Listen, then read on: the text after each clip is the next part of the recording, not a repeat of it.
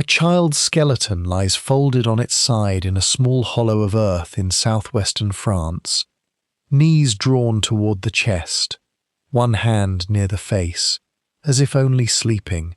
The bones are almost complete. That alone makes them rare. In 70,000 years, almost nothing survives of a child's body except a handful of teeth, and, if the ground has been kind, a few fragments of bone no bigger than a coin. This one survived whole. Researchers who found it in the 1960s at a rock shelter called Roc de Marsalle in the Dordogne region of France eventually agreed the child had died at around 3 years old. What still divides them, decades later, is a simpler and harder question. Did someone lay this child down on purpose, dig a hollow, and cover the small body with care? Or did the child simply die where the ground later settled around the bones by accident, protecting them the way a fallen leaf is sometimes protected by snow? That single question sits at the center of everything this documentary will try to answer. Because if someone chose to bury this child, then somebody grieved. Somebody remembered a specific 3-year-old enough to give the body a place, rather than leaving it where it fell. And if that is true here, at Roc de Marsalle, then it may also be true at other caves across Europe and the Near East, where the small skeletons of Neanderthal children have been found in postures too careful to be accidental, tucked into recesses that took effort to dig, protected in ways that cost the living time and labor they could not easily spare. Neanderthals lived across Europe and Western Asia for longer than modern humans have existed as a separate lineage, surviving glacial cold, long droughts, dangerous prey, and decades without reliable medicine, for more than 300,000 years. And yet, for most of the 20th century, the public image of a Neanderthal was a lumbering brute, dragging a club, indifferent to the deaths around him. That image has not survived contact with the evidence. What has survived contact with the evidence is something stranger and more moving, a picture of small, tightly bonded family groups who invested enormous effort into children who, by every honest measure available to researchers, died at a rate that modern parents would find almost unbearable. This is the real mystery inside the title of this documentary. Not simply whether Neanderthal parents loved their children, because love leaves no fossil. The real mystery is what they actually did, physically and practically, day after day, to try to keep a child alive in a world without antibiotics, without stored grain, without permanent shelter, in Ice Age landscapes where a single bad winter could mean the difference between a group of 20 and a group of 12. The evidence for this comes not from guesswork but from the bones and teeth of the children themselves, from cave floors, from the isotopes locked into tooth enamel before a child could walk, and from healed injuries on adult skeletons that tell us, indirectly, who survived long enough afterward to keep caring for the next generation. Somewhere in Israel, in a cave overlooking the Sea of Galilee, an infant skeleton broken into more than 100 pieces has forced researchers to rewrite what they thought they knew about how fast a Neanderthal body grew in its first year of life, and why that speed might have been a matter of survival in the cold. Somewhere in Iraq, inside Shanidar Cave, the bones of a man who lost most of an arm, went deaf, and could barely see out of one eye, still managed to live into his 40s. An age he could not possibly have reached without other people feeding him, defending him, and making room for him at the fire for years after he had stopped being able to hunt. Somewhere in northeastern Italy, 3 baby teeth no larger than grains of rice have been sliced thin enough to read like the rings of a tree, showing researchers the exact month, sometimes the exact week, when a Neanderthal infant's mother began adding solid food to her milk. And somewhere in France and Belgium, small, clumsily made stone tools discarded by hands too unpracticed to have been adult hands suggest that Neanderthal children were not only kept alive, they were taught. None of this proves that Neanderthal family life matched the daily habits of a modern household. It did not. The dangers were different. The losses were more frequent. A child born into a Neanderthal group faced a much higher chance of dying before the age of 5 than a child born into most of the modern world today, and researchers who study the bones agree that this cost weighed constantly on the people responsible for keeping the youngest members of the group alive. But it also did not match the old caricature of prehistoric indifference. The physical evidence, read carefully and without exaggeration, describes something closer to intense, exhausting, coordinated effort. Feeding an infant on a careful schedule that changed with the seasons. Carrying a toddler through freezing terrain rather than leaving the child behind. Placing a small, still body into a hollow, dug by hand, rather than abandoning it on open ground. Handing a half-finished stone tool to a child's hands and correcting the grip. The central question, then, is not whether Neanderthals cared about their children. It is how that care actually worked, what it cost the adults who provided it, where it succeeded, and where, again and again across 300,000 years, it was simply not enough. Because the story this documentary is about to tell is not one of guaranteed survival. It is the story of a species that kept trying anyway, generation after generation, against odds that modern parents have mostly forgotten how to imagine. One comment worth leaving below, if this question stays with you: in your own family, is there a story about a child who almost did not survive infancy, passed down the way that memory sometimes is, quietly, from one generation to the next? To understand how Neanderthal families tried to keep their children alive, the investigation has to start with the body of the child itself, because before any culture, any tool, or any grave can be understood, researchers first had to understand something more basic. A Neanderthal infant's body did not grow the way a modern human infant's body grows, and that difference, discovered only in the last few years through a single, extraordinarily well-preserved skeleton, changes the entire foundation of how this story has to be told. Chapter 1: A Body Built to Grow Fast.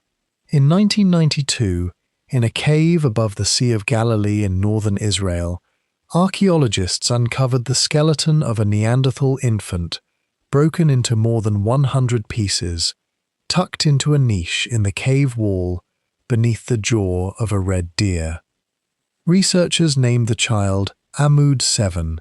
The bones date to somewhere between 51,000 and 56,000 years ago, and for more than 3 decades they sat as one of the most complete Neanderthal infant skeletons ever found, without anyone fully understanding what they were looking at. The problem researchers eventually ran into was simple to describe and difficult to explain. When a team led by Ella Bean of Tel Aviv University and Arella Hovers of the Hebrew University of Jerusalem measured the size of Amud 7's bones and skull against the growth charts built from modern human infants, the child looked to be about 1 year old. Full-sized limbs, a skull with the rounded proportions of a toddler nearing its first birthday. But teeth do not lie the way bone size can. Teeth form in daily layers, like the growth rings inside a tree trunk, and those layers can be counted with a precision that bone size cannot match. When the researchers examined the internal structure of Amud 7's teeth, the same child came out at only about 6 months old. A 1-year-old skeleton with 6-month-old teeth is not a measurement error. It is a body that grew roughly twice as fast in its first months of life as a modern human infant grows.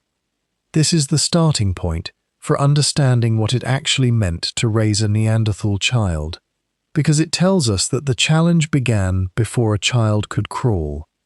A Neanderthal infant needed enough food, and specifically enough high-quality, calorie-dense food, to build a body at nearly double the ordinary human pace.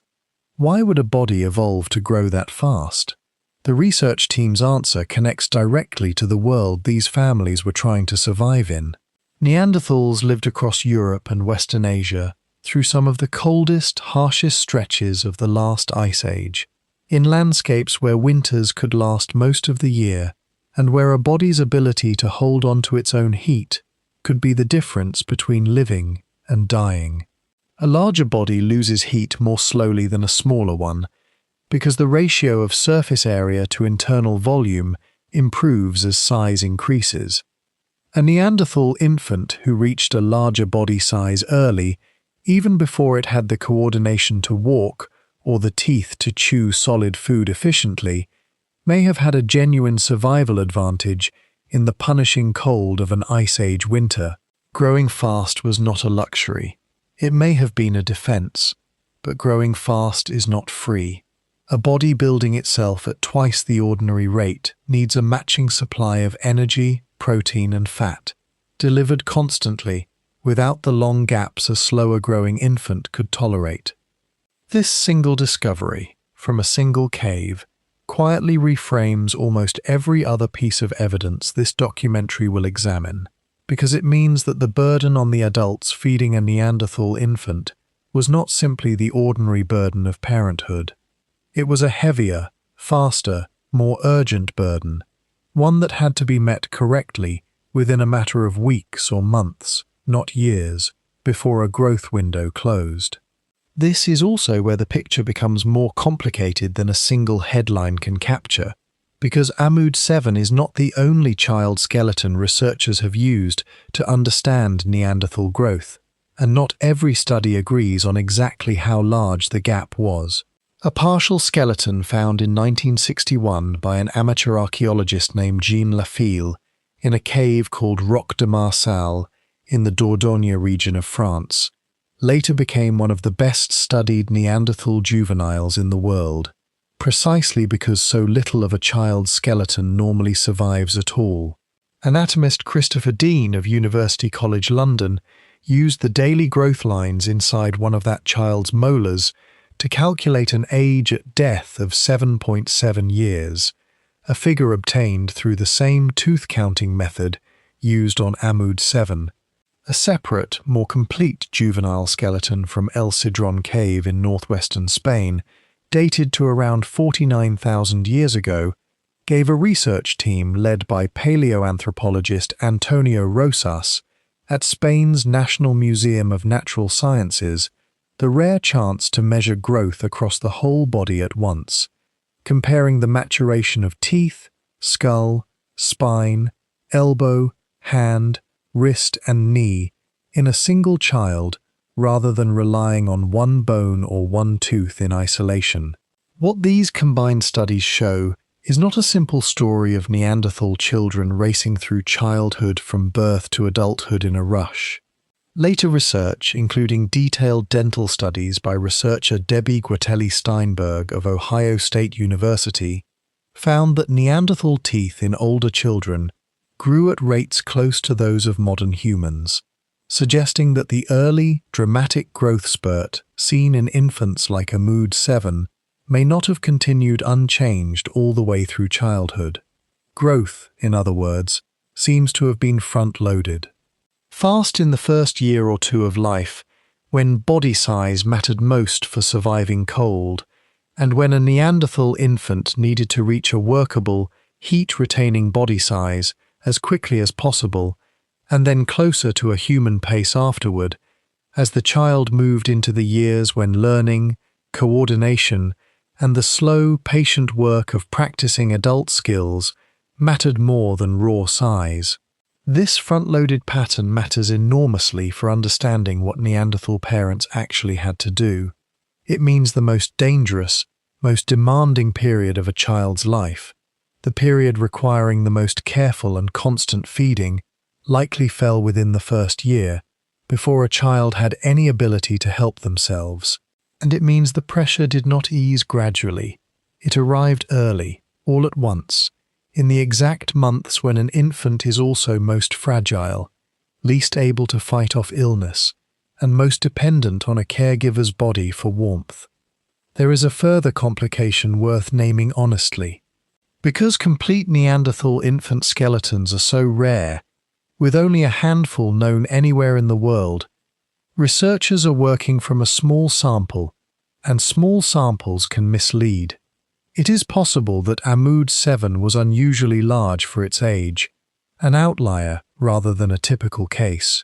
Bean Hovers and their colleagues have been careful to describe their findings as evidence of a genuine species-level pattern, supported by comparison with other partial remains, rather than a claim resting on one skeleton alone.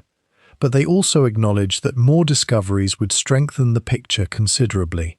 What can be said with confidence, because it rests on physical measurement rather than interpretation, is that at least one well-documented Neanderthal infant grew at a pace that modern human infants do not match, and that the leading explanation on offer, cold climate survival through rapid early size gain, fits comfortably with everything else known about the environments Neanderthals inhabited. The cold climate explanation for this accelerated growth pattern does not rest on the Amud 7 skeleton alone. It fits within a much larger body of evidence describing how thoroughly Neanderthal bodies, tools, and daily habits were shaped by the demands of an Ice Age world.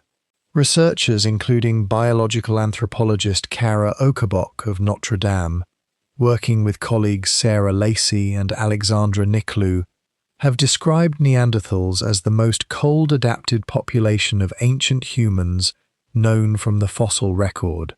Their bodies carried broad trunks and comparatively short limbs, a shape that, by basic thermal principles, maximizes the amount of heat-generating tissue relative to the surface area through which that heat can escape into cold air. Estimates of average Neanderthal body mass and height, drawn from skeletal remains across multiple sites, place a typical adult at around 72 kilograms and roughly 161 to 165 centimeters tall. A build researchers studying these proportions describe as consistent with adaptation to genuinely glacial conditions rather than the warmer environments modern humans originally evolved in across Africa. A stockier frame with more muscle and a faster resting metabolism requires more fuel to maintain, and researchers note that the heavy reliance on meat visible in Neanderthal dietary evidence would likely have boosted their metabolic rate further still, raising the baseline amount of food a Neanderthal family needed simply to maintain itself through a cold season, before any surplus could go toward a nursing mother's increased needs or a rapidly growing infant's accelerated demands. Some researchers have also proposed that Neanderthals built up substantial stores of brown fat, a tissue specifically suited to generating heat rather than simply storing energy, a further physiological tool for surviving an environment that offered no guarantee of warmth. Genetic evidence indicates that the ancestors of both Neanderthals and modern humans had already lost most of their thick, fur-like body hair by more than 1 million years before either lineage existed as a distinct population, meaning Neanderthals, like modern humans, were left with only fine, thin hair covering most of their bodies, and had to rely on behavior and technology, not fur, to survive genuinely cold conditions.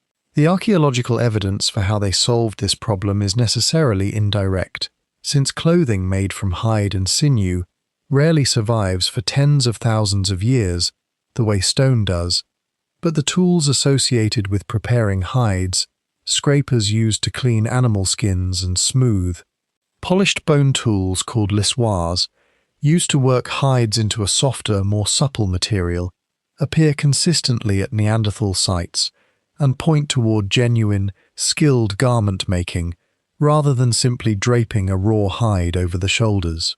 Researchers studying fire use at Neanderthal sites have found something more complicated and more sobering, however.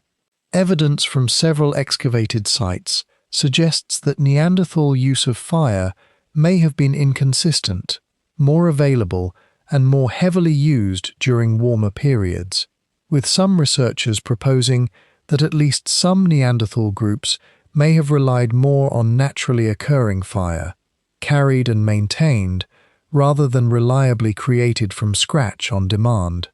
A genuine limitation that would have made the coldest, darkest parts of the year considerably harder to manage safely, especially for the smallest and most vulnerable members of a group. Taken all together, this wider body of evidence reinforces, rather than contradicts, the significance of the Ahmoud 7 discovery. A Neanderthal infant was born into a body already shaped by hundreds of thousands of years of adaptation to cold, arriving into a world where warmth could not always be guaranteed even by fire, where clothing had to be made by hand from materials that took real time and skill to prepare, and where the family's own metabolic needs already ran higher than a modern comparison group living in a gentler climate. Growing quickly, reaching a larger heat-retaining body size before the coldest months could do their worst, was not an isolated biological curiosity. It was one part of an entire, tightly interlocking survival system encompassing body shape, diet, clothing, and fire, all of it ultimately resting on the same underlying question this documentary keeps returning to. Could the adults responsible for a given child gather, hunt, and prepare enough, quickly enough, consistently enough to meet that child's needs before winter, illness, or simple bad luck closed the window? This chapter began with a mystery inside a single skeleton. It ends with a reframed question. If Neanderthal infants needed unusually large amounts of food, unusually early, in an environment where food itself was often scarce, uncertain, and hard-won, then the practical question facing every Neanderthal mother, father, and older sibling becomes urgent in a new way. Where did that food actually come from, month by month? And how did a group of hunter-gatherers with no permanent stores of grain make sure a growing infant never went without it for long enough to fall behind? The answer begins not in a bone, but in a tooth. Chapter 2. What a baby tooth remembers. A tooth, once it forms, does not change. Unlike bone, which rebuilds and reshapes itself throughout a person's life, the enamel and dentine of a tooth are laid down in fixed layers during childhood and then stay exactly as they were, sealed and unchanging, for as long as the tooth survives. This makes a baby tooth one of the strangest and most valuable objects a researcher can study, because it functions like a sealed diary, written by a body that could not lie, recording chemical signals from the exact months when it was forming inside a growing child. A research team studying 3 Neanderthal milk teeth from northeastern Italy took advantage of exactly this property.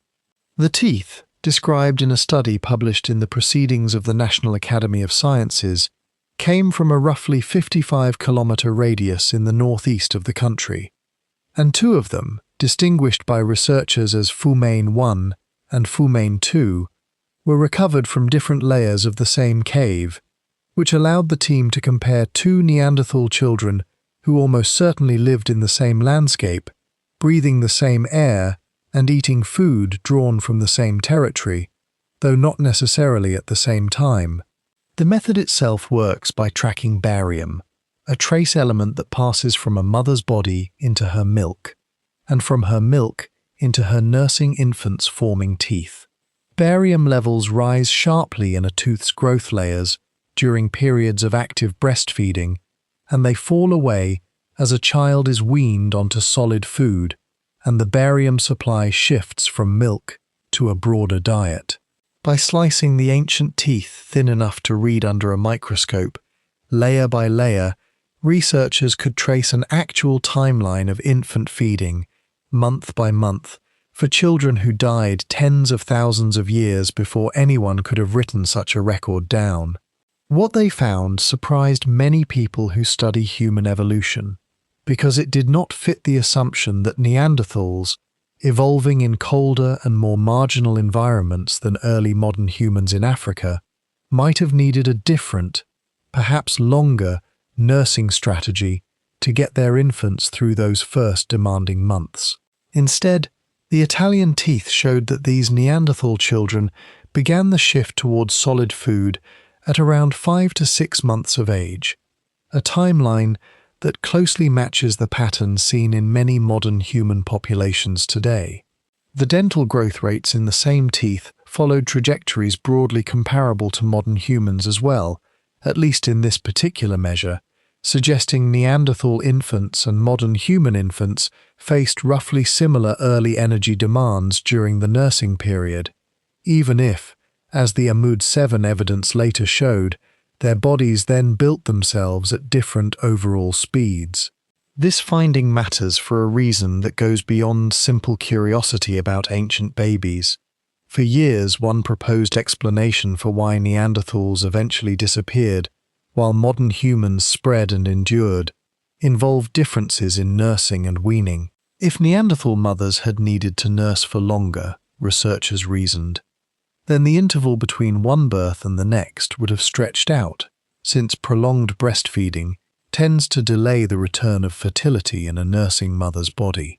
A longer gap between children, repeated across a small population over many centuries, could in theory slow population growth to a point where the entire species became vulnerable. The Italian tooth study speaks directly and specifically to that idea. Because these Neanderthal children began weaning at roughly the same age modern human infants do, the researchers who led the study concluded that differences in weaning age were unlikely to have contributed meaningfully to the Neanderthals' eventual disappearance. Whatever ultimately went wrong for this species, it does not appear to have been a fundamentally different or less efficient approach to feeding infants.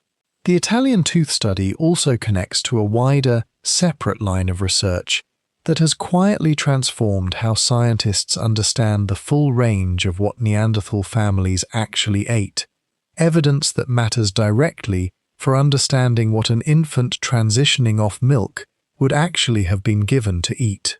For much of the 20th century, Neanderthals were widely assumed to have survived almost entirely on meat, a picture drawn largely from the abundance of butchered animal bones found at Neanderthal sites, and from isotope studies of adult bone chemistry suggesting a diet positioned at the very top of the food chain. That picture has been substantially complicated by a separate kind of physical evidence: dental calculus, the hardened mineral deposit that builds up on teeth during life, and, crucially, traps and preserves microscopic fragments of whatever a person has eaten, sometimes for tens of thousands of years. Researchers examining dental calculus recovered from Neanderthal teeth at Shanidar Cave in Iraq and at Spy Cave in Belgium identified microscopic starch grains and plant silica structures called phytoliths embedded directly in the calculus, coming from a range of plant foods including date palms, legumes, and wild grass seeds. Many of these starch grains showed a specific, recognizable kind of physical damage that researchers use as a reliable marker of cooking, meaning these plant foods had been heated, likely near a fire, before being eaten, rather than consumed raw. A separate study of dental calculus from Neanderthal remains at El Cedrón Cave in Spain, the same site whose child skeleton contributed to the growth research discussed earlier in this documentary, used more advanced chemical analysis methods to identify direct molecular evidence of wood fire smoke inhalation, of cooked plant starches, and, in one individual, what researchers interpreted as evidence for the deliberate use of a medicinal plant.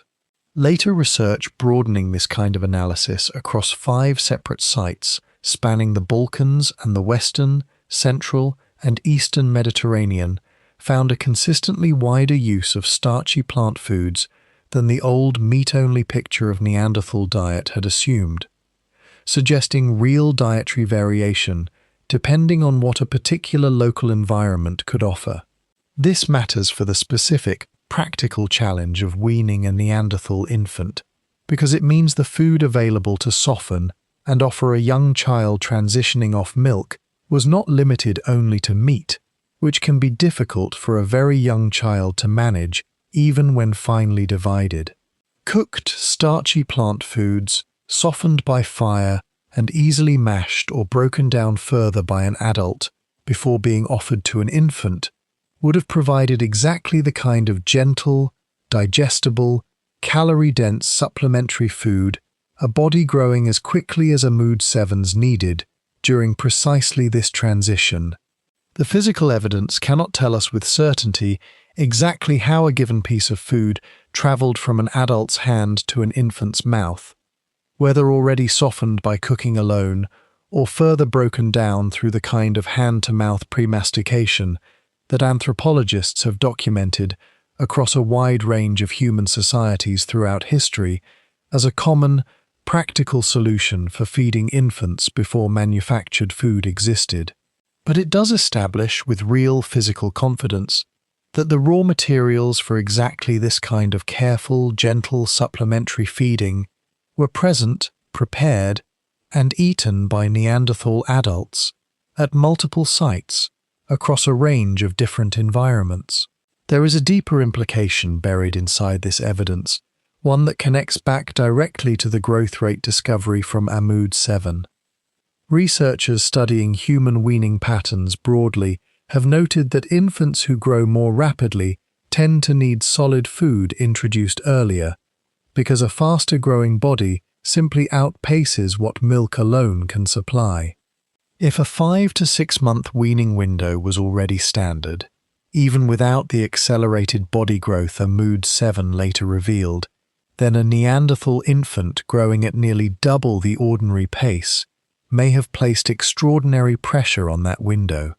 The mother's milk had to be supplemented, and supplemented correctly, at almost exactly the moment a modern human parent might still be relying on milk alone. Getting that transition right in an Ice Age landscape without soft cereal, without any of the easily mashed foods available to a modern parent, required real practical knowledge. Which animal fats could be softened by the fire? Which meats could be chewed first by an adult and then passed, already broken down, into a small child's mouth? Which plant foods, where available, were safe and gentle enough for a digestive system only a few months old? None of this evidence comes without limits, and a responsible account of it has to say so plainly. 3 teeth, drawn from a single, roughly 55-kilometre stretch of northeastern Italy, cannot describe the feeding practices of every Neanderthal family across 300,000 years and a range that stretched from what is now Wales to Siberia. Climates differed enormously across that range. Food sources differed with them, and it would be an overstatement to claim that every Neanderthal infant everywhere followed an identical 5 to 6 month schedule. What the Italian study offers is not a universal rule, but a strong, physically grounded data point, the kind of direct evidence that carries real weight precisely because it comes from an unchangeable, sealed record inside the child's own body, rather than from guesswork or comparison with other species. Taken together with the Mood 7 discovery, the picture that emerges is one of a demanding, tightly timed nutritional challenge, met, in at least these documented cases, successfully enough to bring a child through infancy and into the toddler years. But meeting a nutritional challenge is only the first layer of what kept a Neanderthal child alive. Nutrition explains how a body was built. It does not explain how that body was protected once it existed, carried through a landscape full of genuine physical danger, in a world where a broken bone, a bad fall, or a hard winter could undo months of careful feeding in a single afternoon. That is where the investigation has to turn next, from the chemistry of teeth to the physical record of injury and survival written into the bones of the adults who did the protecting. Chapter 3. The Man Who Should Not Have Survived. In 1957, inside Shanidar Cave in Iraqi Kurdistan, the American archaeologist Ralph Selecki uncovered the skeleton of a Neanderthal man who had died somewhere between 45,000 and 70,000 years ago, between the ages of 35 and 50. Researchers came to call him Shanidar I. From the moment his bones were examined, it was clear he had lived a life defined by serious, repeated physical damage, the kind that, in almost any account of prehistoric survival, built on assumptions of ruthless self-reliance, should have ended his life decades earlier than it did. A crushing blow to the head, sustained sometime in his youth, had likely caused damage near his eye socket, probably affecting his vision on that side. His right arm was gone below the elbow, the bone showing signs consistent with amputation or a severe injury that never properly healed, and the loss appears to date to early in his life, meaning he lived for years, possibly decades, without the full use of that limb. He walked with a serious impairment affecting his gait. His skeleton also showed signs of a condition called diffuse idiopathic skeletal hyperostosis, a disorder that causes new bone to form along the spine and joints, producing chronic pain and reduced mobility as it progresses. Later analysis, led by Washington University professor Eric Trinkaus, together with researcher Sébastien Villot of the French National Centre for Scientific Research, added something researchers had not previously recognized. Bony growths inside Shanidar I's ear canals meant he had also suffered serious hearing loss, likely for a substantial part of his adult life. Consider what this combination meant in practical terms. In the actual landscape he lived in, he could not fully hear approaching danger.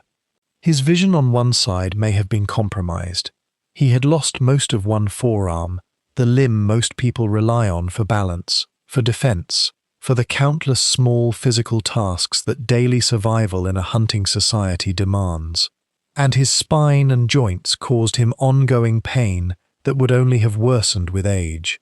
As Trinkaus put it in describing the findings, the loss of the forearm, the limp, and the other injuries mattered less than the deafness, because his inability to hear approaching predators would have made him an easy target in an environment shared with large, dangerous carnivores, and would have left him dependent on the people around him simply to stay alive. And yet Shanidar I lived into his 40s, an age that, by the standards of Paleolithic mortality patterns, made him what researchers studying the wider Shanidar skeletal sample would consider an old man. He did not die young from his injuries. He did not die in the encounter that likely cost him his arm. He lived on, for years, inside a group of people who apparently continued to feed him, defend him, and make space for him at the fire, long after he had stopped being able to contribute in the ways a healthy adult normally would. Shanidar I was not an isolated case. Researchers examining the wider Shanidar skeletal sample found that a second individual, Shanidar III, sustained an injury that similarly appears to have required a period of care and support to survive. And beyond Shanidar Cave itself, other Neanderthal remains across multiple sites show comparable patterns of serious injury, followed by clear physical evidence of healing and recovery.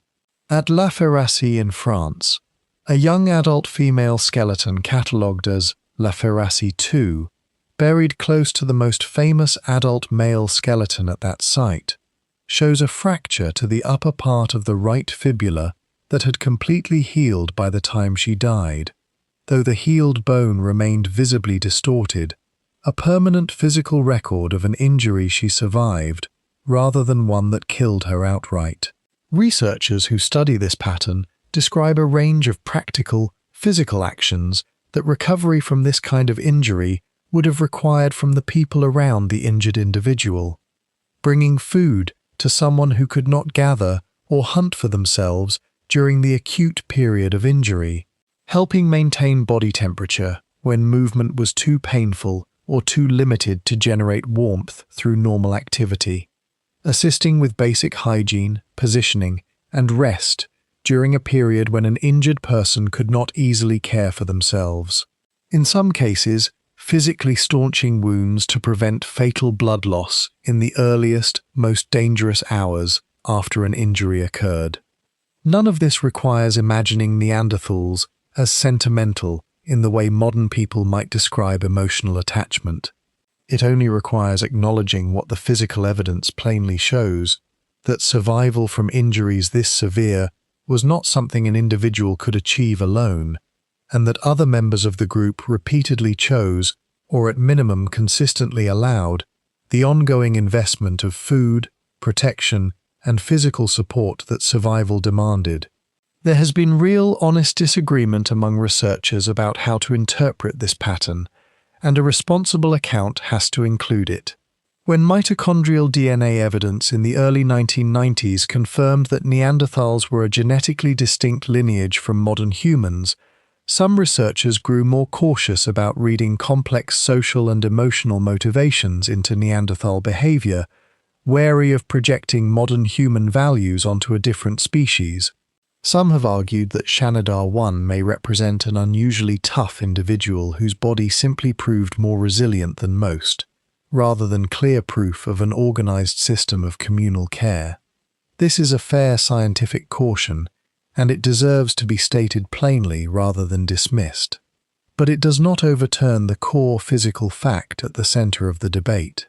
A person missing most of a forearm, significantly deaf, and suffering from a painful degenerative spinal condition, in an environment shared with large predators and without any of the tools modern medicine would offer, does not survive into his 40s through toughness alone.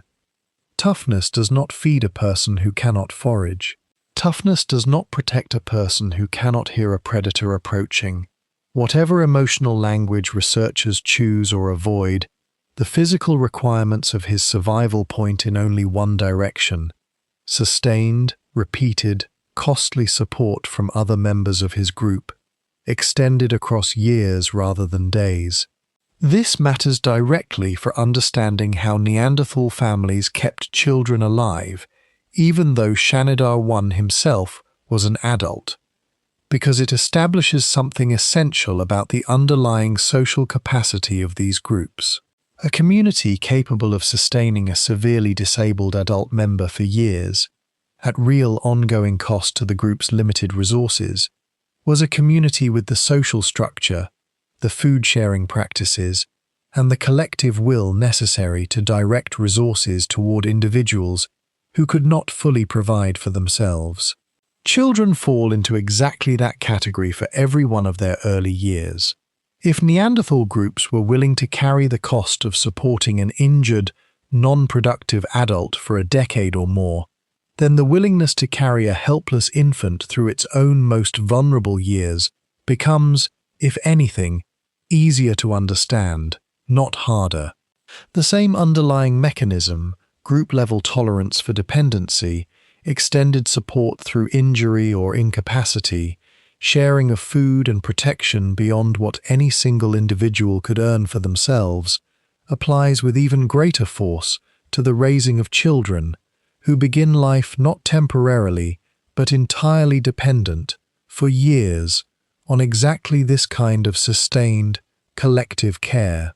Shanidar 1's case, striking as it is, also turns out to be far less exceptional than it might first appear once researchers looked at the wider Neanderthal skeletal record as a whole, rather than at individual celebrated cases.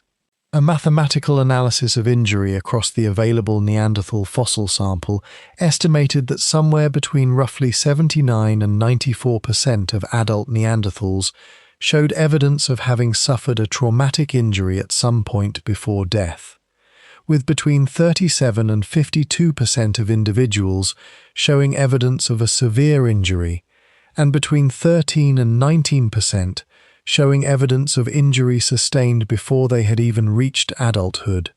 Other researchers studying the pattern of these injuries have noted a striking resemblance to trauma seen in a very specific modern population: professional rodeo riders, people whose work regularly places them in close, dangerous contact with large, powerful animals. This comparison is not accidental. Neanderthal hunting appears to have relied heavily on thrusting spears used at close range against large game such as bison, wild horses, and other sizable herbivores. rather than on thrown weapons that could bring down prey from a safer distance, and left-right asymmetry in Neanderthal arm bones is consistent with the specific, repeated physical motion that close-range spear thrusting would have required. Facing a wounded, cornered bison or horse at arm's length, again and again, across a hunting lifetime, was not a rare or occasional danger. It appears to have been close to a routine occupational hazard. This context transforms how the Shanidar evidence and the wider pattern of healed injury across Neanderthal remains should be understood. Researchers studying this pattern, including work published under the framework of what has been called risk pooling, have argued that care for the injured should not be treated as a separate, purely symbolic or cultural behavior, set apart from the practical business of survival. Instead, they argue that healthcare of this kind functioned alongside cooperative hunting, food sharing, and cooperative parenting as one of several linked strategies a small community used to spread risk across its members, so that no single injury, however severe, had to mean an automatic and irreversible loss to the group. A Neanderthal community that hunted large, dangerous animals at close range using thrusting spears, as the physical evidence strongly suggests these groups did, was a community that had to expect frequent, serious injury among its most capable hunters as a routine cost of feeding everyone else, including its children. Sustaining injured hunters back to at least partial function, or at minimum keeping them alive and fed during recovery, was not a luxury this kind of community could easily set aside. It was closely tied to the same underlying system that kept a demanding, fast-growing infant fed through its first winter, because the hunters risking close-range injury to bring down that winter's meat were very often the same people, or the close relatives of the same people, whose recovery or loss would directly determine whether enough food reached the youngest, most vulnerable members of the group during the following season. It is worth noting, in the interest of representing this research honestly, that not every scientist studying Neanderthal trauma agrees on how dramatically elevated their injury rates truly were compared to other ancient populations. A population-level reassessment of cranial trauma specifically, accounting for preservation bias and using a large fossil database, found that the prevalence of head injuries among Neanderthals was broadly similar to that seen in Upper Paleolithic modern human populations living in comparable conditions, suggesting that some of the dramatic difference assumed in older, more selective case studies may have been somewhat overstated once a fuller population is considered, rather than a handful of especially striking individual skeletons. This kind of corrective, quantitative research is exactly the sort of scientific self-correction this documentary has tried to highlight throughout, because it does not erase the underlying pattern of frequent, serious injury and its accompanying evidence of care and recovery. It simply cautions against assuming Neanderthals were uniquely, almost impossibly dangerous lives compared to every other ancient human population, when the more likely truth is that close-range hunting of large game was a serious, shared hazard across multiple ancient human populations living by broadly similar means, in which Neanderthals were far from alone. But evidence of care for the living is only half the story researchers have been able to recover. The other half lies in what Neanderthal families appear to have done after a child died. And this is where the investigation returns to the small, folded skeleton at Roc de Marçal, and to a debate among archaeologists that remains genuinely unresolved. Chapter 4. What was left in the ground? The Roc de Marçal child was found in 1961 by Jean Lefil, and the position of the small skeleton immediately struck those who examined it. The body lay curled on its side, in what researchers call a flexed position, inside a shallow depression in the cave floor. For decades, many archaeologists treated this as one of the clearer examples of deliberate Neanderthal burial, a case where a grieving family had dug a hollow and placed a child's body inside it with evident care. That interpretation was seriously challenged in 2011 when a team led by archaeologist Dana Sandgaith, working with Harold Dibble, Paul Goldberg and Shannon McFerrin, published a detailed reassessment of the site's geology. Their argument was not that the child's body was unimportant or that its careful position was irrelevant. Their argument was narrower and more technical, focused on whether the depression the child was found in had actually been dug by human hands for the purpose of burial, or whether it was a natural hollow in the cave floor, the kind that can form through ordinary geological processes, into which the body happened to settle after death. This is precisely the kind of scientific caution this documentary is built to respect.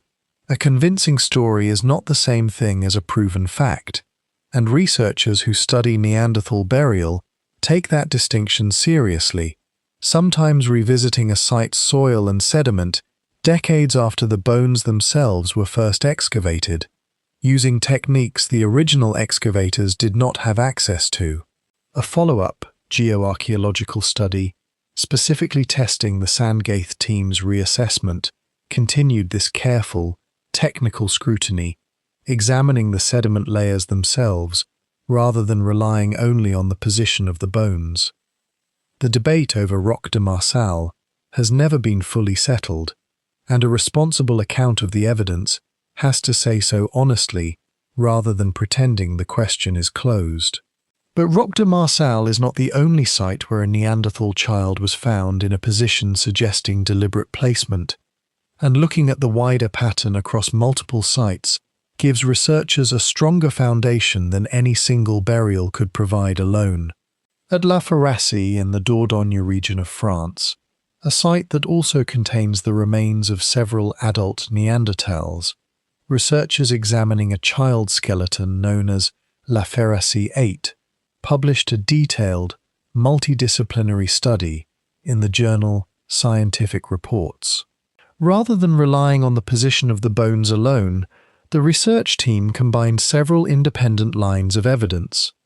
They examined the sediment surrounding the child's remains, comparing it to the surrounding cave floor to determine whether it showed signs of having been deliberately excavated and then refilled.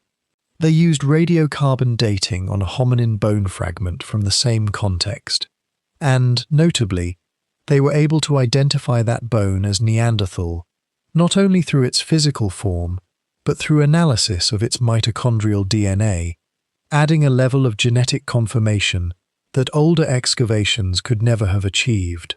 Taken together, the multiple lines of evidence at La Forêt 8 supported the conclusion that this child's body had indeed been deliberately placed in a dug depression, distinct from the surrounding natural sediment, representing one of the more securely supported cases of intentional Neanderthal child burial currently available to researchers. Further east, in Syria, the Dederia cave has produced two separate Neanderthal child burials, excavated by a Japanese-Syrian research team led by Takeru Akazawa. The first Dederia child, uncovered in the 1990s, and a second child burial found during a later 1997 to 1998 excavation season, were both described by the excavation team as burials, based on the position and context of the remains within the cave's sediment layers. Additional evidence from the child's skeleton itself contributed to this interpretation.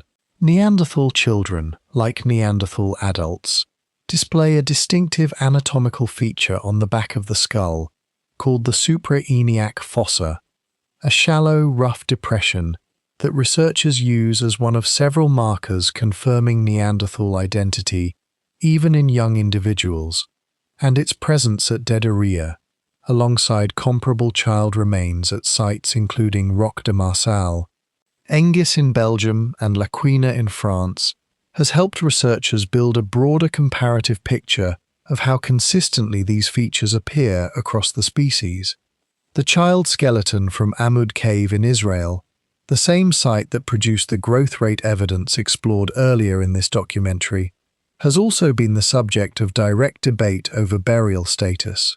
Researchers Arella Hovers, William Kimball, and Yoel Rack published a detailed response defending the interpretation of Ahmoud 7 as a genuine burial, addressing specific objections raised by archaeologist Robert Gargett, whose broader body of work has argued, across multiple Middle Paleolithic sites, including Kafse, Saint-Césaire, Kebara, Ahmoud, and Dederia, that claims of deliberate Neanderthal burial have often relied on interpretation rather than conclusive physical proof. Gargett's skepticism represents an important and legitimate scientific position within this field, one that has pushed other researchers toward more rigorous, multidisciplinary standards of evidence, of exactly the kind used in the later La Ferracie 8 study. What emerges from this pattern, once the individual disputes are weighed against each other, is not a single unambiguous proof that every Neanderthal child who died was deliberately buried by grieving parents. The honest picture is more layered than that. Some sites, examined with the most rigorous modern techniques available, support deliberate burial strongly. Roc de Marçal remains genuinely contested. Other sites fall somewhere between the two, supported by some lines of evidence and questioned on others. But across multiple caves, in France, in Syria, in Israel, in Belgium, researchers keep finding the same underlying pattern: small, largely complete skeletons of Neanderthal children, positioned in ways that repeatedly suggest careful, deliberate placement, rather than the random scatter that would be expected if bodies were simply abandoned where they died. The most famous Neanderthal burial story of all, and one directly connected to Shanidar 1 from the previous chapter, illustrates exactly how this kind of self-correction actually works in practice, and it deserves to be told honestly, rather than left as outdated popular legend. In 1960, during his final excavation season at Shanidar Cave, Ralph Selecki and his team lifted the remains of a Neanderthal man they named Shanidar 4, and found, in soil samples taken from beneath the skeleton, unusually dense clumps of pollen.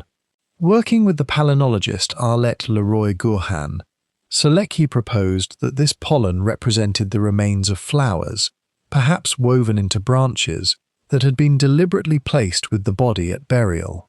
The story of the Shanidar 4 flower burial became one of the most widely repeated images in all of Neanderthal research, cited for decades as powerful evidence of Neanderthal emotional depth and ritual behavior.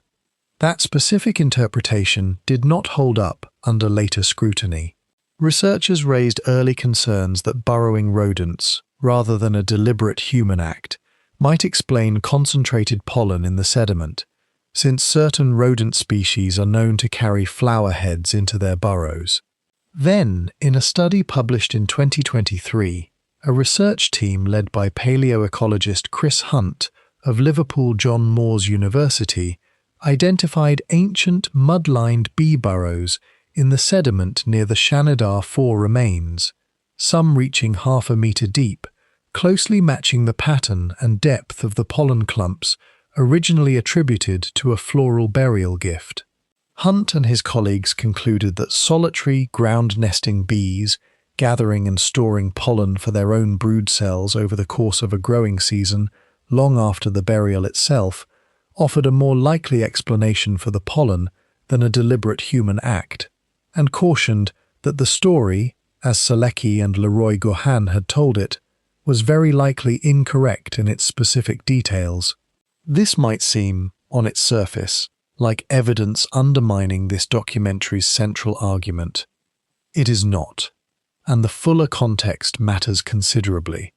As Fred Smith, a professor emeritus of anthropology at Illinois State University, who was not involved in the pollen study, put it when the findings were published, the flower burial hypothesis specifically, as Selecki originally framed it, does appear very unlikely, but this does not undo the broader, independently supported evidence that Neanderthals treated their dead with genuine care. And in a striking twist that this documentary considers important to include, ongoing excavation at Shanidar Cave since 2014, led by researchers including Graham Barker, Tim Reynolds, and Emma Pomeroy, uncovered new, undisturbed Neanderthal remains directly adjacent to the original flower burial location. And individual researchers named Shanidar Z found still articulated, meaning the bones remained connected in their original anatomical arrangement, rather than scattered, in sediment dated to approximately 73,000 years old.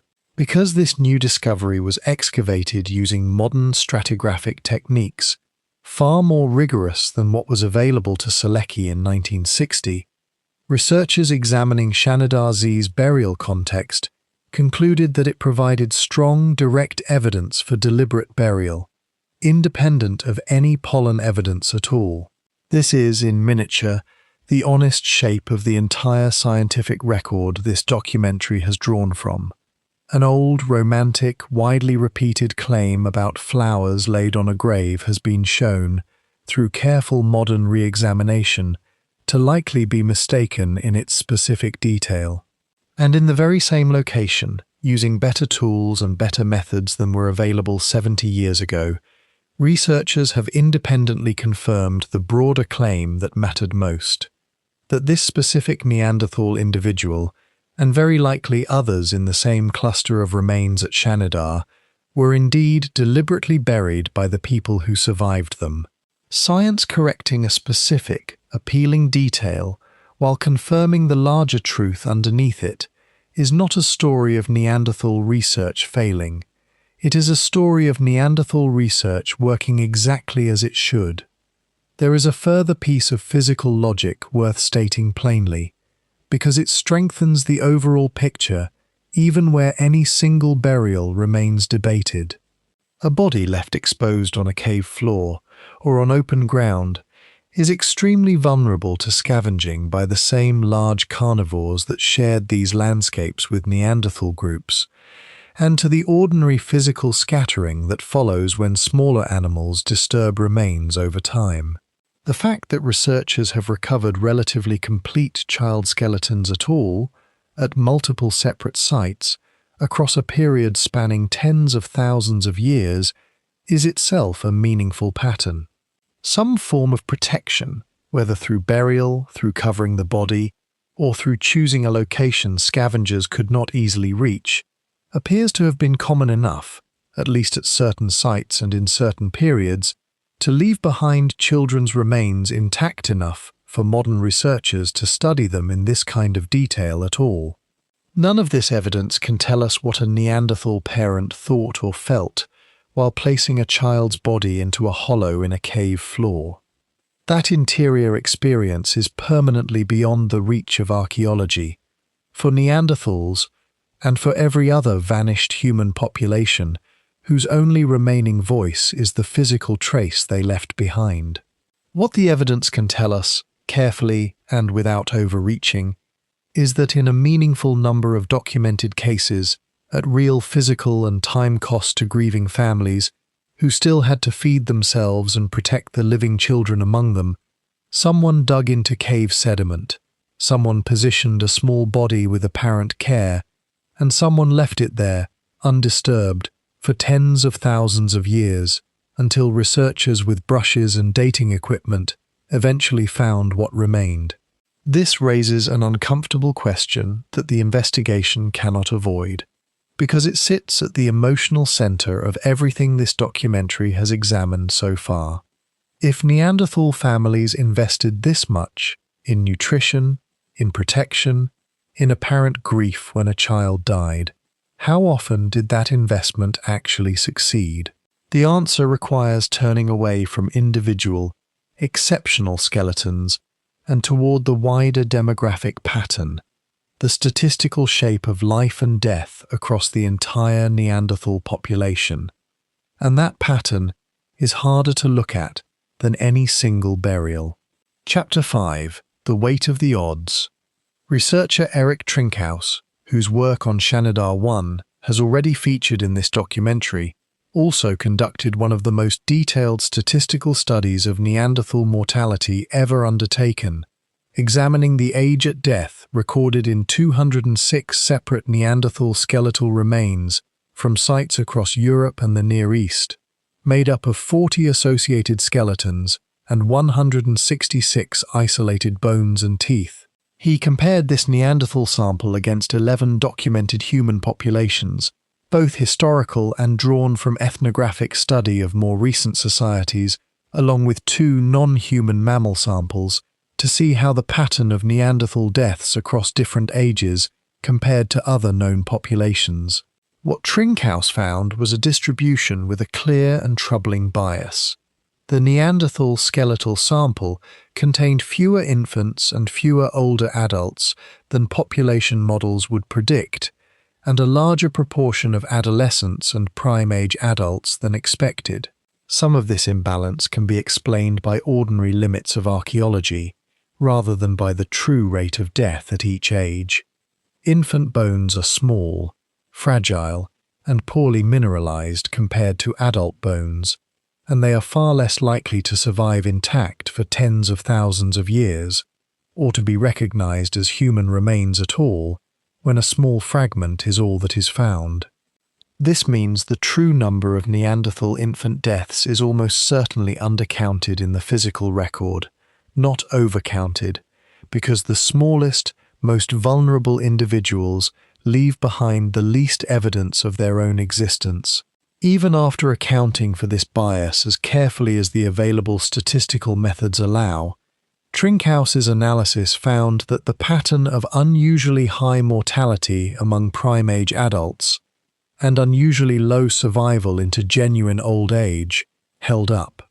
This is a separate finding from the question of infant mortality specifically, but it connects to it directly, because it describes a population operating under sustained biological and environmental stress across every stage of life, not only in infancy. The wider demographic record for Neanderthal children specifically reinforces this picture. Anthropologist Holly Smith, whose research on Neanderthal growth and development has examined more than 100 known Neanderthal juvenile fossils, has pointed out that this is a strikingly large number of child remains relative to the total number of known Neanderthal individuals overall, and she has suggested this may itself imply that childhood mortality among Neanderthals was high. In one notable case from her research, a juvenile skeleton originally believed to belong to a 4 or 5-year-old child was later determined, through more careful analysis, to have died at only 3 years old, a correction that, if anything, points toward researchers having previously underestimated just how many very young children are represented in the fossil record, rather than overestimated it. It is worth placing these numbers in a wider context that many modern audiences do not expect, because the popular image of prehistoric life often assumes death came for everyone young, at every age, uniformly. The actual pattern documented across many pre-industrial and hunter-gatherer societies, drawing on paleodemographic research summarized by researchers including Anthony Volk and Jeremy Atkinson, shows something closer to what statisticians call a U-shaped mortality curve. Death was heavily concentrated at the very beginning of life, and, for those who survived childhood, again much later in old age, with a genuinely lower risk of death during the years in between. Across a broad sample of 20 separate studies of hunter-gatherer societies, researchers found an average infant mortality rate, meaning death before the age of 1, of nearly 27%, and an average rate of death before puberty of just under 49%. In other words, in many of these documented societies, roughly half of all children born did not survive to become adults, and this pattern held with striking consistency across very different environments, continents, and time periods, suggesting it reflects something close to a general condition of life without modern medicine, rather than a specific failure unique to any one group. There is no reason, based on the skeletal and demographic evidence currently available, to think Neanderthal families escaped this general condition. If anything, the added pressures explored earlier in this documentary, the demanding, accelerated growth needs of Neanderthal infants, and the harsh, often unpredictable Ice Age environments many Neanderthal groups inhabited, suggest their childhood mortality may have sat at the higher end of what comparable human populations experienced, rather than the lower end. This context also helps explain a genuinely important and separate scientific question, one connected to why Neanderthals eventually vanished as a distinct population altogether. A modelling study published in the journal PLOS One by researcher Anna Degioni of Aix-Marseille Université, working with colleagues Christophe Bonenfant, Sandrine Cabut, and Sylvana Condemi, found something researchers describe as demographically striking. Using population models built from realistic estimates of Neanderthal group size and reproduction, the team found that a decline in the fertility rate of young Neanderthal women under the age of 20 of just 2.7% could have been enough to drive the population toward extinction within 10,000 years. If that same modest decline in fertility was combined with a very small additional decline in infant survival specifically, a decrease of just 0.4%, the same extinction outcome could occur within the same time frame. These are not large numbers. They describe a population operating so close to a demographic edge that even small, sustained shifts, the kind that might result from a series of harder winters, a run of years with reduced hunting success, or a slightly elevated rate of infant illness, could tip the balance from a stable population toward a slow, multi-generational decline. This finding reframes the entire question this documentary is built around, in a way that deserves to be stated directly rather than softened. The effort Neanderthal families put into keeping children alive, the accelerated feeding required by fast-growing infants, the careful weaning timed to the months when a child's body could no longer rely on milk alone, the sustained care extended to injured or ailing members of the group, the apparent grief expressed through the burial of children who died. None of this was a comfortable margin of safety. It was closer to a demographic tightrope, walked continuously across hundreds of thousands of years, where the loss of even a small percentage of children, sustained across enough generations, may have been sufficient, combined with other pressures researchers continue to study and debate, to move an entire ancient human species toward its eventual disappearance. One site illustrates exactly how thin that margin could become, and this documentary would not be honest if it looked away from it. At El Cedron Cave in northern Spain, the same site whose child skeleton contributed to the growth research explored in this documentary's opening chapter, researchers led by paleobiologist Antonio Rosas of Spain's National Museum of Natural Sciences recovered the remains of a single Neanderthal family group, dated to roughly 49,000 years ago, made up of adults, teenagers, and young children found together. Genetic analysis of the group revealed unusually low mitochondrial diversity and consistently close kin relationships among its members, a pattern of sustained inbreeding that researchers studying the site have connected to the same broader picture of small, isolated Neanderthal communities documented independently at Chagirskaya and discussed earlier in this documentary. Some researchers have proposed that this kind of long-term genetic isolation, repeated across many small, disconnected groups throughout the final tens of thousands of years of Neanderthal history, may itself have contributed to the species' declining fertility and rising vulnerability, adding a genetic dimension to the demographic fragility already described by the population modelling discussed earlier in this chapter. The teeth of the El Cedron individuals carry a second, harder story. Examining the enamel of the group's teeth, Rosas and his colleagues identified defects consistent with real periods of nutritional stress, concentrated, in several individuals, around exactly the difficult life transitions this documentary has focused on throughout: weaning in early childhood and the demanding growth spurt of adolescence. And the bones themselves carry a third layer of evidence that is genuinely difficult to sit with. Cut marks and signs of deliberate breakage consistent with extracting bone marrow indicate that this family's remains were processed for food, very likely, in the assessment of Rosas and other researchers who have studied comparable sites, by another group of Neanderthals during a period of severe food scarcity. This documentary will not dwell on the physical details beyond what understanding the underlying evidence requires, because the value of this discovery lies not in its most difficult particulars, but in what it demonstrates about the outer edge of the pressures Neanderthal families were working against. This is not a story of cruelty separate from everything else this documentary has shown.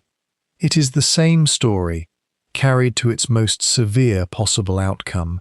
A small, genetically isolated community, already weakened by generations of limited outside contact, facing a period so short on large game and reliable food that its own physical survival mechanisms, the same close kinship bonds and cooperative food-sharing systems that normally protected a group's children through hard winters, broke down entirely under pressure severe enough to push desperate people toward consuming their own kind. Researchers studying comparable cannibalism evidence at other Neanderthal sites in France have connected similar episodes to documented periods of rapid climate shift that would have sharply reduced the availability of the large migratory herbivores Neanderthal hunting depended on. The same demanding, tightly balanced system that, at its best, fed a fast-growing infant through its first winter and taught a child to strike stone correctly, could, at its breaking point, collapse into exactly the kind of catastrophe recorded in the bones at El Cedron. It would be easy, at this point in the story, to let the weight of these numbers settle into something close to despair, and this documentary is not interested in doing that, because the demographic record, as difficult as it is not the whole story. Alongside every statistic describing loss, the physical evidence also contains a second, quieter record, one describing the specific, practical, hands-on things Neanderthal adults appear to have done to try to tip those odds in a child's favor, wherever they could. That record begins not with feeding or burial, but with something researchers only began seriously investigating in the last 2 decades: the deliberate teaching of skills to Neanderthal children, and the strange, small, imperfect stone tools that prove it. Chapter 6: Small Hands Learning to Flake Stone. A well-made Neanderthal stone tool is not a simple thing to produce. Striking a workable, sharp-edged flake or hand axe from a raw stone core requires reading the internal structure of the rock, controlling the angle and force of each strike with real precision, and recognizing, strike by strike, how the shape of the stone is changing beneath the hammer. It is a skill that takes years to master, and like any skill of that kind, it has to be learned somehow, by someone, starting from a place of complete inexperience. Researcher Dick Stapert, in a 2007 study of Neanderthal stone tool assemblages, identified a category of artifacts that had long puzzled archaeologists. Small, poorly made stone pieces, found alongside far more skillfully worked tools at the same sites, showing exactly the kind of mistakes an inexperienced flint knapper would be expected to make. Stapert described objects with what he called flint failures, including a pick-like tool and a core showing incompetent flaking, along with visible battering on both faces, the kind of repeated, uncontrolled striking that suggests someone still learning to judge force and angle correctly. Alongside these clumsy attempts, Stapert also identified several small cores and what he termed a micro-Levallois flake, a miniature version of a sophisticated flaking technique that, in its full-sized adult form, required real mastery to execute. And among the objects Stapert examined was a single miniature hand axe, only 4.4 centimeters long, roughly the length of an adult thumb, which he tentatively interpreted not as a failed attempt by a child, but as something made deliberately by an adult, sized specifically for a small hand, functioning as an instructive tool, something closer to what a modern parent might call a toy version of a real object, made for the specific purpose of letting a child practice. Building on this earlier work, researcher Penny Spickins of the University of York examined additional sites in France and Belgium and identified a similar pattern: stones that had been expertly worked lying alongside others from the same context that were, in her assessment, inexpertly chipped, as though produced by a learner working near a skilled adult. Spickins connected this physical evidence to a broader argument about the emotional and social role that learning to make tools may have played in Neanderthal childhood, suggesting that the disciplined, repetitive, patient practice required to learn flint knapping successfully may have served a purpose beyond simply producing usable tools. Learning to control the force and timing of each strike, to tolerate the frustration of a failed attempt, and to try again with adjusted technique, may have formed part of how Neanderthal children developed the kind of emotional self-control and patience that adult life would continue to demand of them. This interpretation deserves the same careful treatment this documentary has applied to every other piece of evidence so far. Distinguishing a genuinely child-made object from a simply low-quality or unfinished adult tool is not always straightforward, and researchers including Vadim Stepanchuk, in more recent work reviewing the broader question of how Paleolithic children's toys and practice objects can be identified at all, have been careful to describe the criteria involved as probabilistic rather than certain. An object becomes a more likely candidate for having been made by a child's hands when it is unusually small, made from lower quality raw material than skilled adults would typically choose, shows the specific kinds of technical errors associated with inexperienced flint knapping, such as face battering and stacked step fractures, and appears alongside more expertly made tools in the same context, suggesting it was produced in the same setting where adults were also working stone. No single artifact meeting these criteria proves, on its own, that a child made it. But the accumulated pattern across multiple sites, examined by multiple independent researchers using broadly similar criteria, has led a growing number of archaeologists to conclude that the activities of children were genuinely present and simply overlooked in earlier generations of Paleolithic archaeology, which tended to focus almost entirely on skilled adult craftsmanship and treat anything imperfect as accidental waste rather than as evidence of a learner at work. There is a wider comparative context that strengthens this interpretation considerably. Researchers studying documented hunter-gatherer societies across the more recent historical and ethnographic record, in a broad survey covering 54 separate hunter-gatherer societies and more than 400 recorded observations of children's object use, have found an extremely consistent pattern. Children in these societies overwhelmingly interact with full-sized or miniature versions of real adult tools, rather than with objects invented purely for entertainment and disconnected from adult work. This research also documented that children frequently manufacture their own toys and practice objects, rather than relying solely on objects given to them by adults, and that this kind of object play appears to serve a genuine developmental function, helping children learn not only physical technique, but also the social patterns of turn-taking, sharing, and joint attention that surround skilled work carried out within a group. If this pattern holds broadly across documented hunter-gatherer childhoods, separated by thousands of years and located on different continents, it becomes considerably more plausible, rather than less, that Neanderthal children followed a broadly similar path, learning essential adult skills through supervised, hands-on practice, beginning at a young age, using tools scaled to their smaller hands, and they're still developing coordination. Why does this matter for the central question of how Neanderthal families kept their children alive?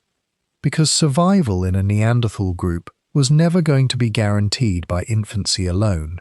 A child who survived the demanding early feeding window described earlier in this documentary, who avoided the injuries and illnesses that claimed roughly half of all children in comparable hunter-gatherer populations, still faced a second challenge once early childhood ended: becoming a competent, contributing adult capable of hunting, of making the tools that hunting and food processing required, and of eventually caring for the next generation of children in turn. A group that failed to teach its surviving children these skills effectively would have been trading one kind of vulnerability for another, producing physically grown adults who lacked the practical competence a harsh Ice Age landscape demanded. The small, clumsy, discarded stone tools Stapert and Spikins identified are evidence that Neanderthal adults recognized this second challenge and addressed it directly, tolerating the real cost, in wasted raw material and imperfect tools, of letting a child's untrained hands practice on real stone under real supervision, rather than restricting all tool-making to already skilled adults. This picture of patient, hands-on teaching stands in sharp contrast to the old caricature of Neanderthal life as brutal, instinct-driven, and indifferent to individual development. It suggests instead a form of childhood with real structure to it, where a young Neanderthal's days included not only being fed and protected, but also being deliberately, gradually initiated into the physical skills their survival, and eventually their own children's survival, would depend on. It is a form of investment that costs an adult time and patience rather than only food. And the fact that Neanderthal communities appear to have made that investment consistently enough to leave a recognizable pattern across multiple sites and multiple research teams says something meaningful about how seriously these groups took the long, slow work of raising a child to competence, not merely to survival. But teaching a child to make tools assumes that child has already survived the years when Neanderthal mortality struck hardest, the years explored in the demographic evidence of the previous chapter. The investigation now has to turn to a harder, more specific question. When something did go wrong, when a child fell seriously ill, or suffered an injury, or faced the kind of chronic condition that shows up in the bones themselves, what evidence exists that Neanderthal families responded, and what does the physical record of childhood disease actually reveal about the pressures these children were fighting against from the earliest days of life? Chapter 7. The Sickness, written into a baby tooth.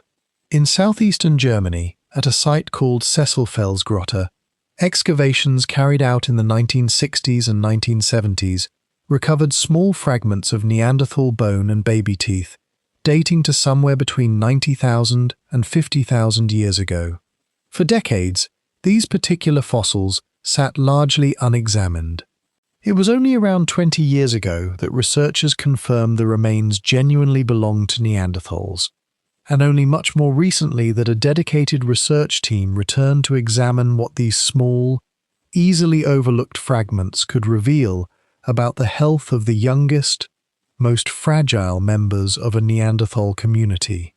The research team, whose findings were reported by lead author Justina Mickiewicz, along with colleagues including Rita Godinho, examined 3 juvenile specimens using a technique called high-resolution microcomputed tomography, a non-destructive imaging method that allows researchers to see the internal structure of a tooth or bone in extraordinary detail without cutting or damaging the fossil itself.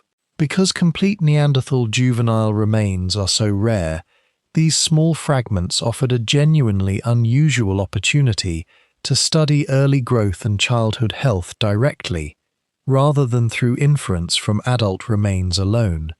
What the imaging revealed was evidence of a condition called interglobular dentine, a specific kind of defect that forms in the internal structure of a developing tooth when a child's body experiences serious metabolic stress during the period the tooth is forming, typically covering the span from late pregnancy through roughly the first 2 years after birth.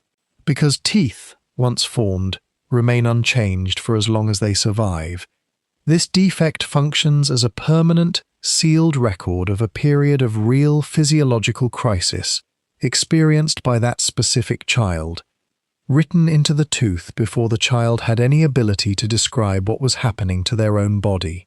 The affected specimens at Sesselfelsgrotte are estimated to be around 75,000 years old, and the research team believes them to represent the oldest clearly documented evidence of this kind of metabolic bone and tooth disruption yet identified in a Neanderthal individual, and possibly the earliest such evidence found in any non-modern human lineage studied to date.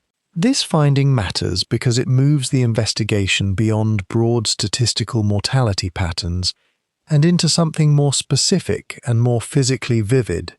Direct evidence, sealed inside a single child's own tooth, of a period of genuine biological crisis, whether from malnutrition, illness, or some combination of stresses researchers have not yet been able to fully distinguish from one another.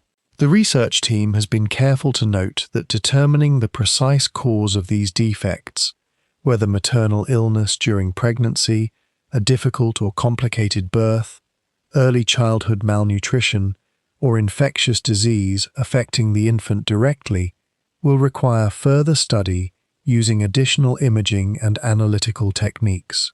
This is exactly the kind of appropriate caution a responsible account of the evidence has to preserve. The tooth records that something serious happened. It does not, by itself, specify exactly what that something was. What can be said with confidence is that this evidence complicates any picture of Neanderthal childhood that leans too heavily on the successful cases already explored in this documentary. Ahmoud 7 shows a body that grew rapidly and, at least until the moment of its death at around 6 months, appears to have been developing along a viable, functional trajectory. The Italian weaning teeth show infants successfully transitioning onto solid food at a well-timed developmental window. But the Sesselfelsgrotte teeth show something else entirely.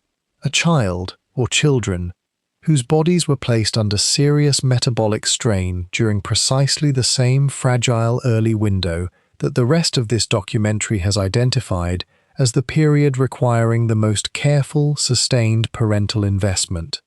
This is not a contradiction of the earlier evidence. It is a fuller picture of it.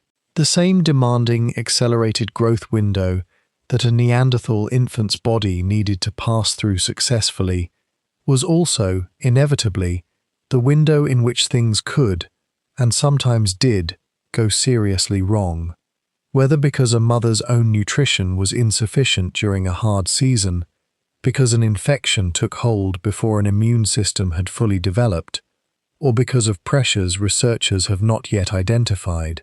This complication also helps explain something that might otherwise seem puzzling about the wider demographic pattern described earlier. If Neanderthal parents were investing this heavily in early feeding, in careful weaning timing, in the physical protection documented at burial sites, why did childhood mortality still run as high as the broader hunter-gatherer comparison data suggests it likely did? The Sesselfelsgrotte evidence offers part of the answer, written directly into a child's own body. Effort and outcome are not the same thing.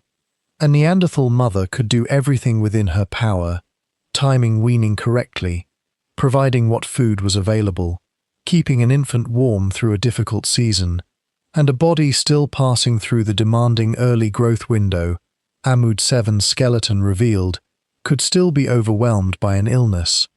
A nutritional shortfall, or a stress that no amount of individual care could fully prevent, particularly in a world without any of the medical interventions modern parents now take for granted for a sick infant. There is a further, quietly significant point buried in this evidence that connects back to the community care findings from Shanidar Cave. A child who survived a period of serious metabolic crisis serious enough to leave permanent defects in the structure of a forming tooth, did, in at least these documented cases, go on to survive at least long enough to lose that tooth naturally through the ordinary process of growing a permanent set, since these were exfoliated baby teeth, teeth the child had already shed while alive, rather than teeth still present in the jaw at death. This detail matters more than it might first appear. It means these particular children survived the crisis recorded in their teeth.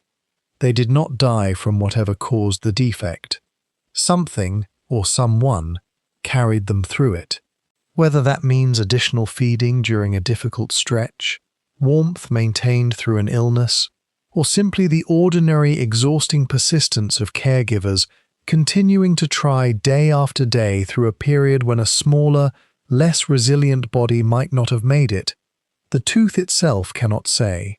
But the fact of survival, recorded permanently in dentine that formed during crisis and then continued to form normally afterward, is itself a kind of evidence, quieter and less dramatic than a burial or a healed fracture, but no less real. This chapter has been, deliberately, the hardest one in this documentary to sit with, because it refuses the comfortable version of this story where careful feeding and community support guarantee a good outcome. They did not. But it also refuses the opposite, equally simplistic version, where Neanderthal childhood was simply a uniform catalogue of suffering. What the Cecil Felsgrotte teeth actually show is something closer to the true texture of this history. Real crisis, met with whatever response Neanderthal families could manage, sometimes enough, and, given everything the demographic evidence has already established, sometimes not. Having faced the hardest part of this evidence directly, the investigation can now turn to a different, more forward-looking question, one that asks not only how individual children survived or did not survive, but what role the wider structure of Neanderthal family life, the roles occupied by mothers, fathers, older siblings, and grandparents, appears to have played in giving each child the best possible chance from the moment of birth onward. Chapter 8. The Father, the Daughter, and the Missing Aunts. For most of the history of Neanderthal research, questions about family structure, about who actually lived alongside a child, who was related to whom, and how far a Neanderthal group's kinship network extended, were essentially unanswerable. Bones can show age, injury, and sometimes sex. They cannot show who someone's father was, or whether the woman sitting nearby was a mother, an aunt, or no relation at all. That changed with a genetic study that, for the first time, allowed researchers to reconstruct something close to an actual family tree from Neanderthal remains. The study, led by researcher Lauritz Skov and colleagues, focused on two connected cave sites in the Altai Mountains of southern Siberia, Chagirskaya Cave and Okladnikov Cave, both used by Neanderthals as hunting camps, with the remains of bison and horses found alongside more than 80 Neanderthal fossils at Chagirskaya alone, one of the largest collections of Neanderthal remains found anywhere in the world. The research team analysed genetic material, mitochondrial DNA, inherited only through the mother's line, Y chromosome DNA, passed only from father to son, and genome-wide nuclear data inherited from both parents, from 13 individual Neanderthals, the most ever genetically sequenced together in a single study at the time. What this genetic detective work revealed was, in the words of the researchers themselves, the first known Neanderthal family.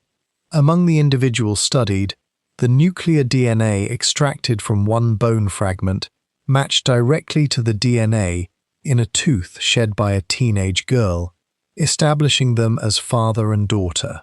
Other individuals shared rare variants in their mitochondrial DNA, of a kind that typically persists for no more than about 3 generations before naturally disappearing, meaning these particular Neanderthals must have been living and dying within roughly the same narrow window of time, quite possibly within the same 1 or 2 generations, rather than being remains that had simply accumulated in the same cave across many centuries of separate, unconnected visits. The picture that emerges from this genetic evidence is specific in a way no burial or stone tool could ever be on its own. This was a real, functioning community, small enough that its members were closely related to one another, using the same hunting camp across a short span of time that likely included a father, his daughter, and other individuals connected to them by blood or by more distant kinship. And the scale of that community turned out to be strikingly small. The genetic diversity among the Chagirskaya Neanderthals was so low that researchers concluded it was consistent with a group size of only around 10 to 20 people at any given time, a figure notably smaller than the genetic diversity recorded for any known ancient or modern human community, and closer instead to the kind of genetic pattern seen today in critically endangered species such as mountain gorillas, populations so small that every individual's survival carries outsized weight for the group's future. A group of 10 to 20 people is not an abstraction. It is the rough size of a large extended family gathering or a small rural school classroom, and every practical implication of the evidence explored earlier in this documentary has to be understood at that scale. When a Neanderthal infant needed the accelerated feeding described in the growth rate evidence from Amoud 7, the number of adults available to help provide it was not large.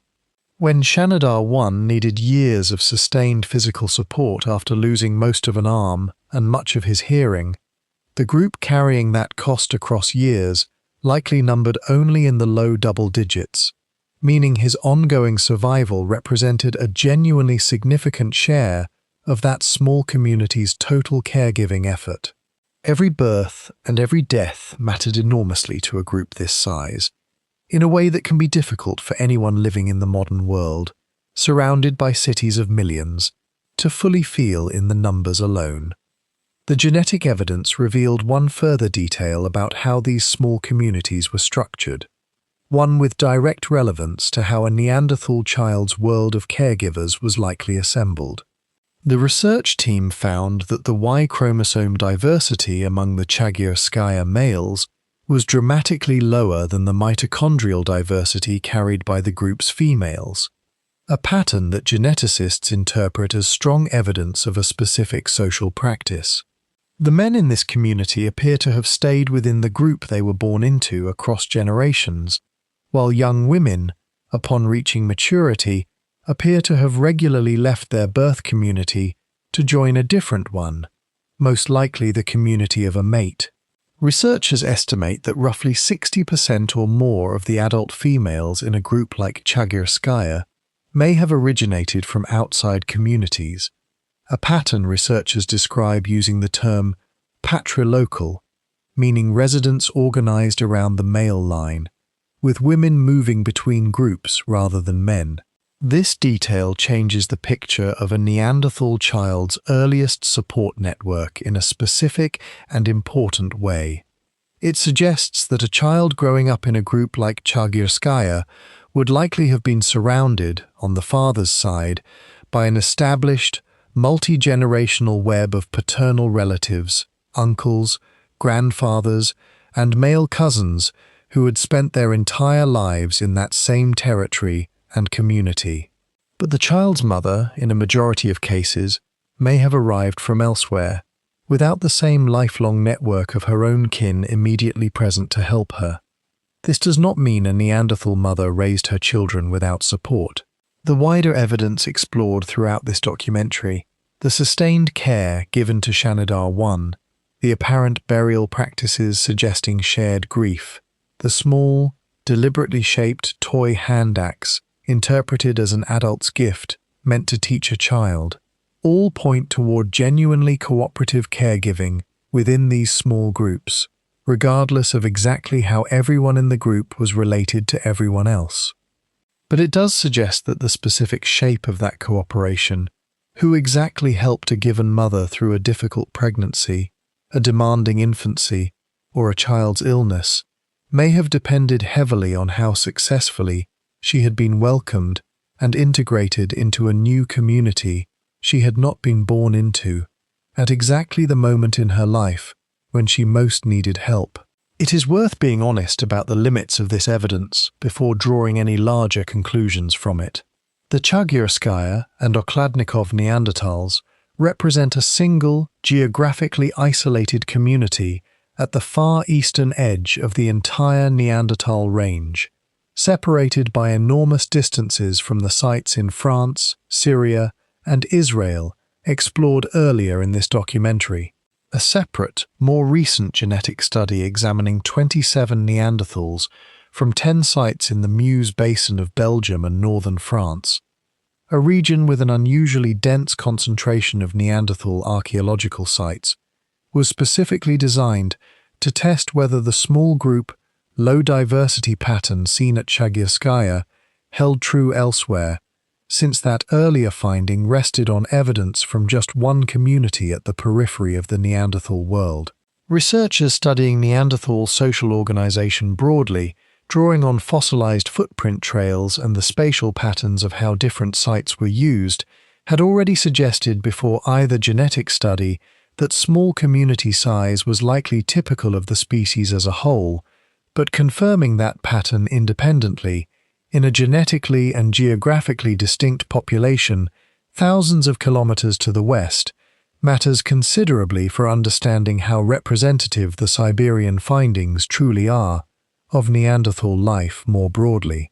What can be said with real confidence, resting directly on this genetic evidence, is that at least one well-documented Neanderthal community, and very likely many others across the species' 300,000-year existence, lived in small, tightly interwoven family groups where a child would have grown up surrounded not by strangers but by relatives, some familiar for a lifetime, and others, particularly on the mother's side, more recently arrived. This is a meaningfully different picture from either extreme of popular imagination. Neither an isolated nuclear family, fending entirely for itself against the wilderness, nor some large, undifferentiated horde. It is something closer to what many people today would recognize immediately: a small, imperfect, functioning extended family, doing its best for its children with the specific people who happen to be present, related by blood, by marriage, or simply by the accident of having ended up in the same cave, in the same difficult century, trying to keep the same handful of children alive. Having now examined how Neanderthal communities were built, who likely surrounded a child from birth, and how those small, closely related groups organized the work of survival, the investigation is ready to bring every strand explored so far: the accelerated growth, the careful weaning, the sustained care for the injured, the burial of the dead, the deliberate teaching of children, the demographic pressures bearing down on every birth, and the genetic reality of small, kin-based communities, together into a single, unified answer to the question this documentary set out to investigate from its opening scene at Roc de Marsalle. Chapter 9: One Winter Told in Full. To understand what all of this evidence means together, rather than as a list of separate discoveries, it helps to walk through a single, ordinary year in the life of one small Neanderthal community, the kind of group the Chagirovskaya genetic evidence describes: 10 to 20 people, tied together by blood and by marriage, moving through a landscape that offered no guarantees. A child is born in early autumn, while the group still has access to the last of the season's hunting success and whatever plant foods remain available before the harder months close in. From the moment of birth, that child's body is already working according to the accelerated timeline the Amud 7 skeleton revealed, building bone and organ tissue at a pace that will, within its first year, outstrip the growth rate of a modern human infant born into a warmer, gentler climate. This is not a burden the infant chose. It is the body's own Ice Age inheritance, a fast growth strategy that likely improved its odds against the cold every single night of that first winter, but that also meant its mother's body, and the group's food supply more broadly, had to keep pace with a growth rate most human infants across history have never had to match. Somewhere around 5 to 6 months into that first winter, close to the exact window the Italian tooth study identified, the group begins the delicate work of introducing this infant to solid food, softened meat, rendered fat, whatever the season allows, timed as closely as 300,000 years of accumulated practical knowledge could manage, because a growing body this demanding cannot wait for a slower, more cautious transition. Every successful case explored in this documentary, a Mood 7 reaching 6 months, the Fu-Main children weaned on schedule, suggests this was a transition Neanderthal families generally understood how to navigate. But the Sesselfelsgrotte teeth, with their permanent record of metabolic crisis during this exact same window, are the reminder this documentary has tried never to let slip out of view. Understanding what to do, and successfully doing it, every single time, across every hard winter and every lean season, were not the same thing. If this child survives that first demanding year, and the honest demographic evidence explored earlier suggests something close to half of all children born into a comparable hunter-gatherer population did not, the community's investment does not end. It changes shape.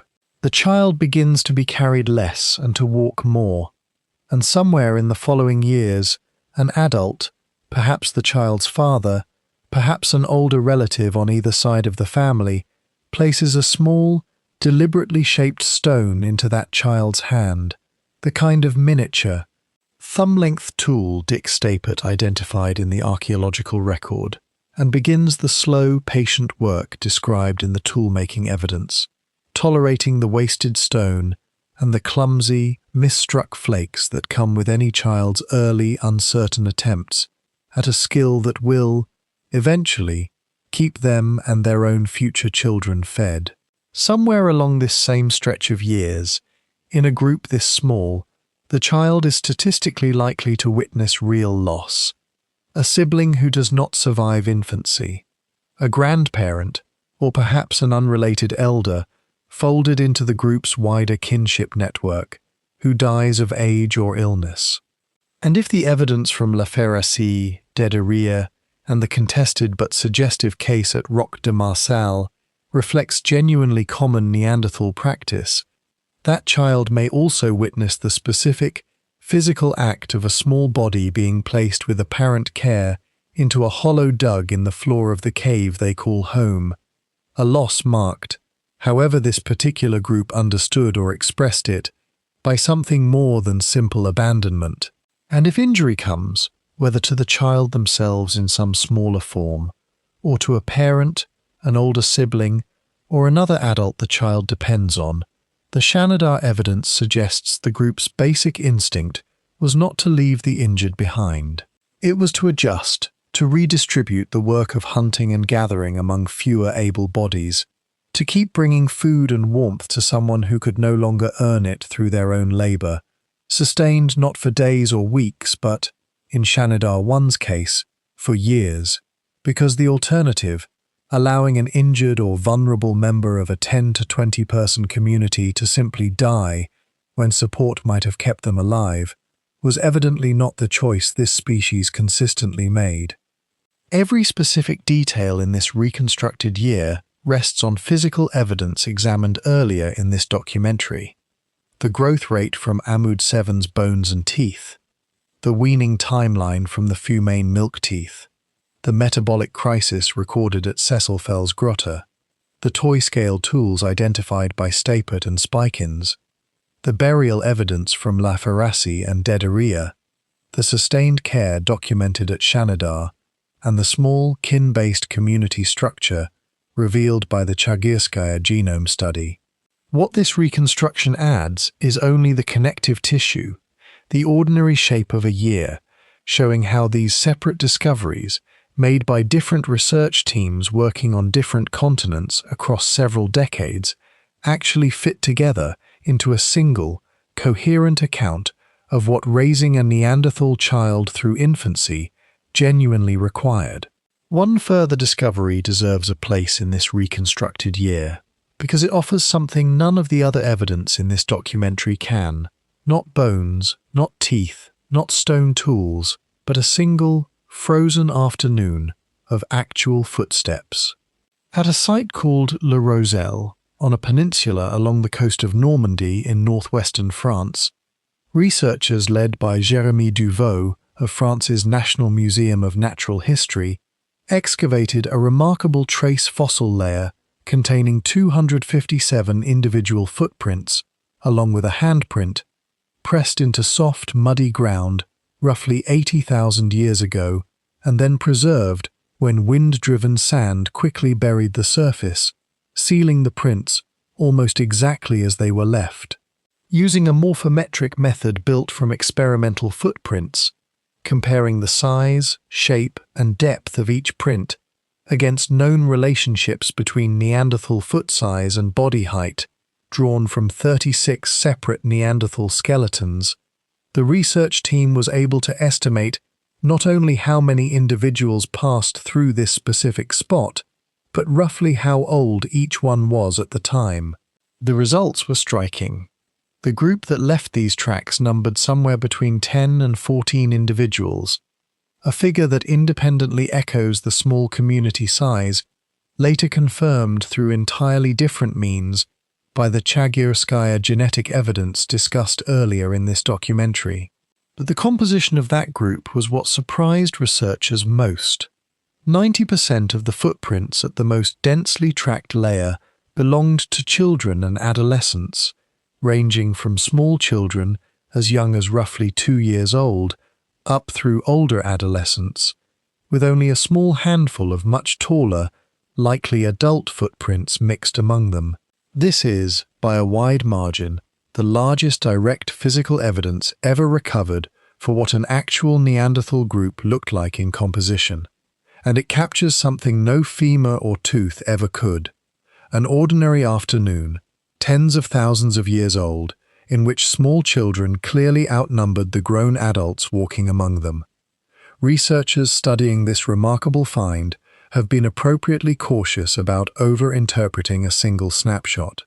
Duvaux himself has noted that it remains difficult to say with certainty why so many children were gathered together at this particular spot on this particular day, whether it reflects a genuinely normal, ordinary distribution of ages within this specific community, a special gathering of children from more than one family group, or some other circumstance the footprints alone cannot explain. But at minimum, this discovery offers powerful, direct, physical confirmation of something the rest of this documentary's evidence has only been able to suggest indirectly through bones, teeth, and genetics: that a very real, very large share of daily Neanderthal life, at least at certain moments and certain places, was made up of children, present, active, and moving through the same muddy ground as the adults responsible for keeping them alive. If the demographic evidence from earlier chapters explains the sobering statistical cost of Neanderthal childhood, the Le Rosel footprints supply something that statistic cannot: the physical, undeniable fact that these children were there, underfoot, filling the daily texture of Neanderthal community life in numbers that may have been far larger and far more central than skeletal remains alone had ever fully conveyed. There is a modern echo worth pausing on here carefully, because this documentary is not claiming that any specific modern parenting practice descends directly from Neanderthal behavior. Neanderthals and modern humans, while closely related enough to have occasionally had children together, were not the same population facing the same pressures. But there is a genuine, responsible observation to make. The basic architecture visible in this reconstructed Neanderthal year, a small community sharing the load of feeding and protecting its most vulnerable members, injury and illness met with sustained rather than temporary support, skills passed hand to hand from an experienced adult to an uncertain child, is recognizable to modern audiences because versions of it persist, in different forms, in human families today. It suggests this pattern of cooperative, distributed child-rearing may run deeper into the human evolutionary story than many people assume, present not only in our own direct ancestors, but in a closely related, separately evolved population, facing an even harsher climate, hundreds of thousands of years before either species left a written record of anything at all. The investigation now has one chapter left before its conclusion, and it turns to the hardest, most honest question this documentary has left unanswered directly. Given everything explored so far, the genuine effort, the genuine knowledge, the genuine cooperation, why, in the end, across the full sweep of Neanderthal history, was it not enough to prevent the species' eventual disappearance? The final chapter does not try to resolve every open question in that debate, because no honest documentary could, but it does try to place the story of Neanderthal childhood and the real, physical evidence explored throughout this film into its proper place within that larger, unresolved mystery. Chapter 10. What was carried forward? Neanderthals disappear from the physical and archaeological record somewhere around 40,000 years ago, after a presence in Europe and Western Asia stretching back roughly 430,000 years. That span of time is difficult to hold in the mind honestly.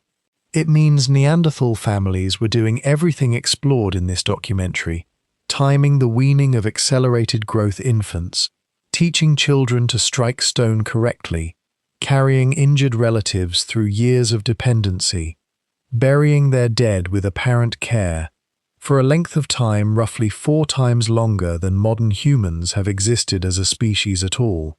Whatever ultimately went wrong for Neanderthals, it was not a failure of quick adaptation. It was, if the extinction modeling explored earlier in this documentary is close to correct, a failure that operated slowly, at the level of small percentages compounding across many, many generations. The kind of failure a single family living through any one of those generations would have had no way to perceive at all. The population modeling from researcher Anna Dejuani and her colleagues, discussed earlier in the context of Neanderthal demography, offers the most direct scientific bridge between the intimate, family-level story this documentary has told and the species-level outcome that eventually followed. A decline in young female fertility of only a few percentage points, the research team found, sustained over thousands of years, could account for extinction entirely on its own, without requiring any single catastrophic event.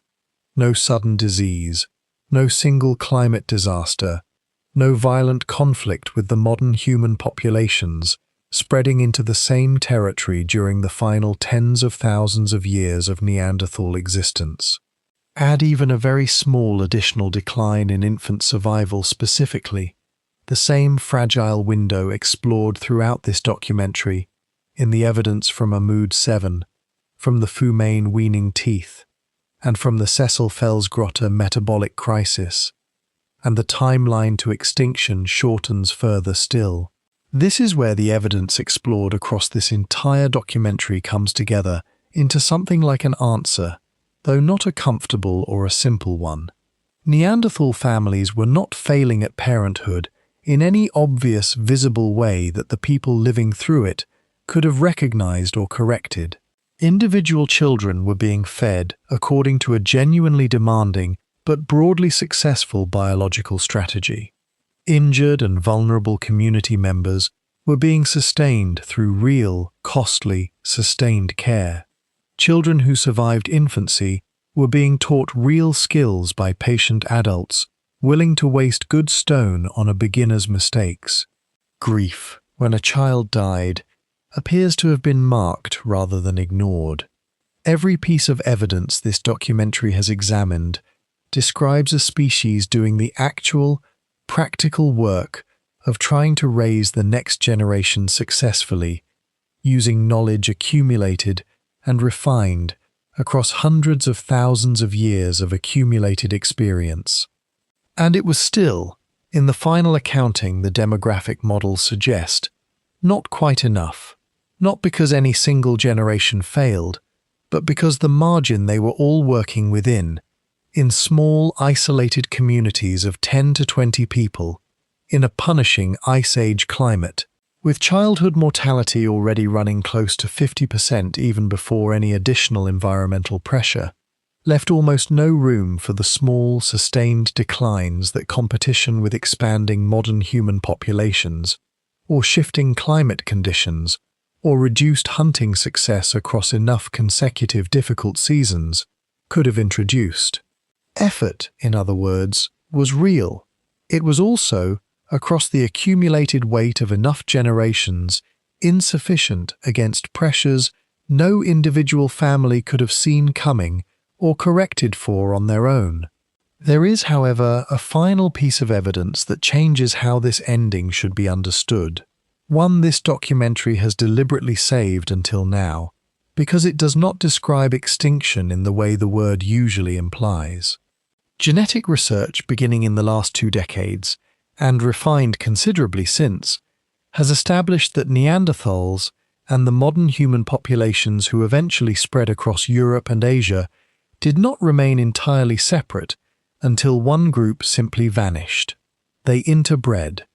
Researchers, including teams working at the Max Planck Institute and at the University of California, Berkeley, have traced this interbreeding to a sustained period of contact beginning around 50,000 years ago and continuing for roughly 7,000 years, likely occurring across the Middle East and Europe as modern human populations expanding out of Africa encountered the Neanderthal communities already established across that territory.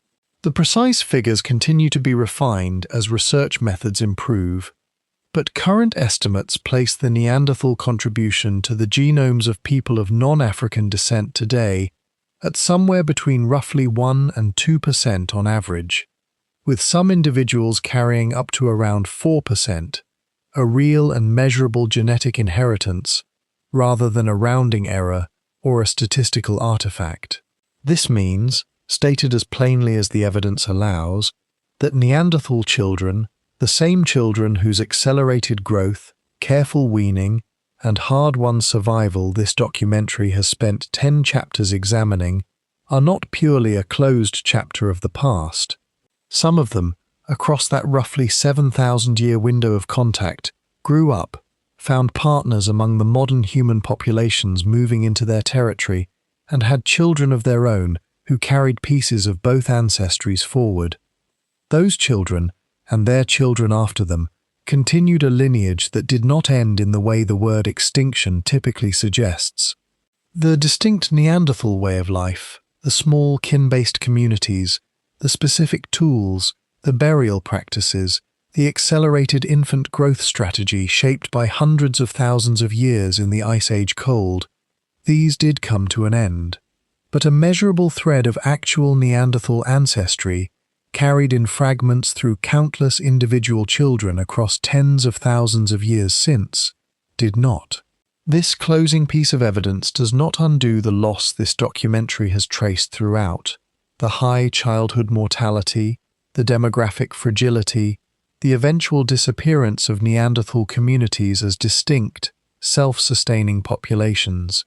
It sits alongside that loss rather than replacing it, but it does mean that the central image this documentary opened with, a small child's body folded carefully into a hollow of earth in a French cave 70,000 years ago, is not the only kind of continuity the evidence has left behind. Somewhere in the genome of a great many people living today, in fragments too small and too scattered to trace to any single ancestor, is a piece of exactly the kind of successful, hard-won childhood this documentary has spent its entire length trying to understand. A Neanderthal infant fed against demanding odds, protected through a dangerous world, taught the skills an adult life would require, who grew up, and whose survival, against everything working against it, still quietly echoes forward into the present. Conclusion.